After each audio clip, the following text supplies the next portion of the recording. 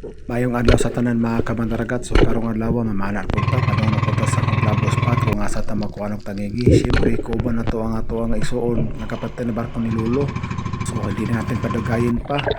Let's go.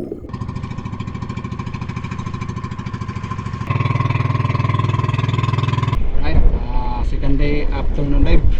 Minuto no. Same spot pa rin tayo. Sana makahuli tayo ng mga pelagic. Let's go.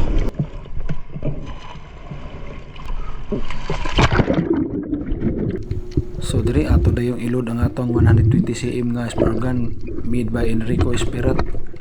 Sa mga nangutana day kung usa ang guma ato ang gamit, mao din ang 14 mm Badfish Rubber Primeline.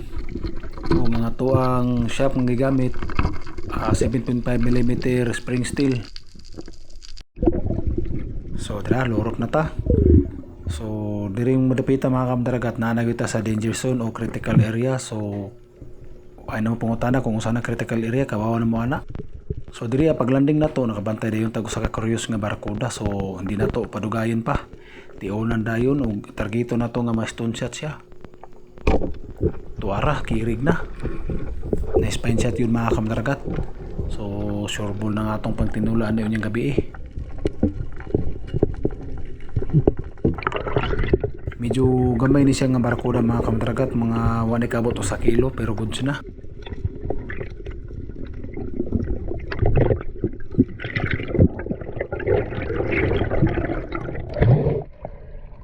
Barkuda.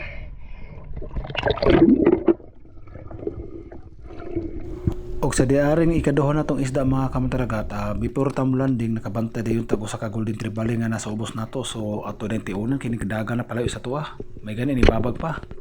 Tuara perting igwa. Medyo good size na ni siya mga kamdragat. Mo timbang ni siya halos 3/4 o 750 grams.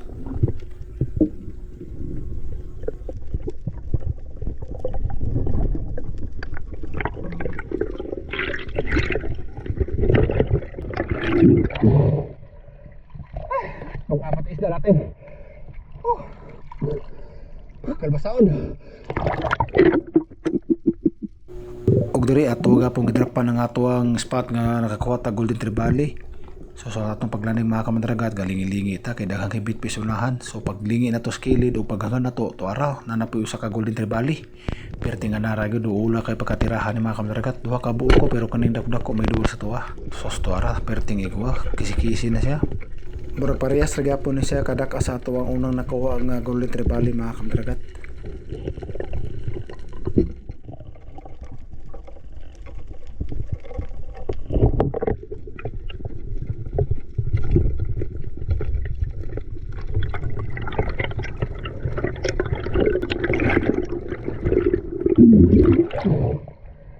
Ay, second fish. Silly spotted trevally. Og diri mga kamdargat sa before time mo landing, nakabantay day yung tag na gadagandagan sonahan. So ato gining sure kung saan isda o sa din kasi kamulmul. So ato din kitiunan kay medyo good size na. Pero tingi ko agad. So kakupo na mga kamdargat to medyo kupo-kupo gisa sa ilam sa flooring mga kamdargat o ang ato ang shop sa buyod sa bato. So ato lang na balikon niya tatawad kinot na taghangin.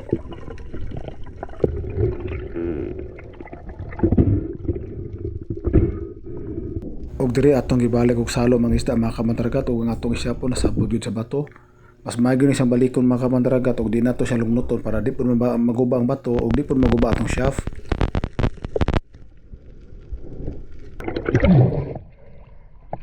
Pagkatagit na natin, bubol. Lumabas pa yung wet sand.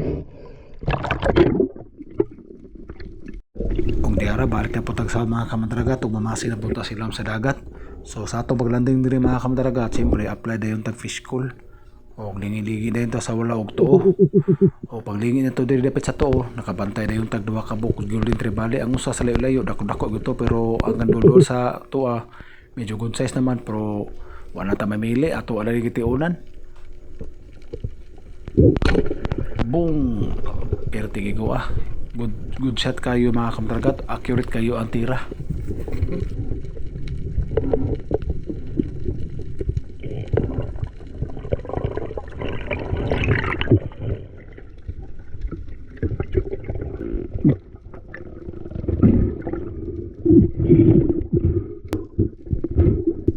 Ug mao na kini ang last nato nga isda karong adlaw mga kamdragat.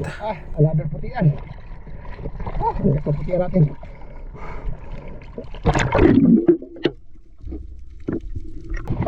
Buhay na tayo. Huli natin, Putian.